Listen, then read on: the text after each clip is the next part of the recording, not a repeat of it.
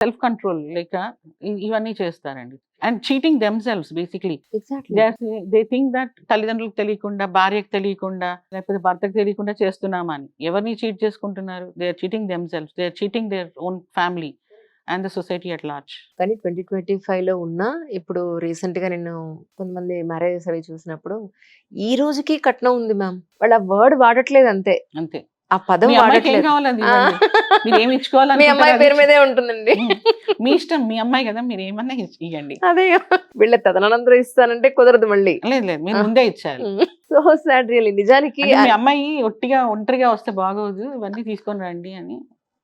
మీ అమ్మాయికి ఏమేమి ఇవ్వాలనుకుంటారో అవన్నీ ఇచ్చి పంపియండి అని చెప్తారనమాట. కాదు మ్యామ్. ఇప్పుడు ఆడపిల్ల ఇంటికొచ్చి వీళ్ళ ఇంటి పనులన్నీ చేస్తుంది. ఇంట్లోని వాళ్ళకందరూ వండి పెడుతుంది. అతనికి అన్ని సపరిచర్యలు చేస్తుంది. కన్సీవ్ అవుతుంది. కంటుంది. మళ్ళీ వాళ్ళ వంశాన్ని చూస్తుంది. ఇంత చేసినా ఎందుకు కట్నం ఇవ్వాలి అసలు ఆడపిల్ల? నిజం చెప్పాలంటే అబ్బాయే కదా అమ్మాయికి ఇవ్వాలి. ఇంత చాకరీ చేస్తున్నందుకు. అండ్ మోర్ ఓవర్ కన్న తర్వాత వాళ్ళ బాడీ ఎలా మారిపోతుంది. హ్మ్.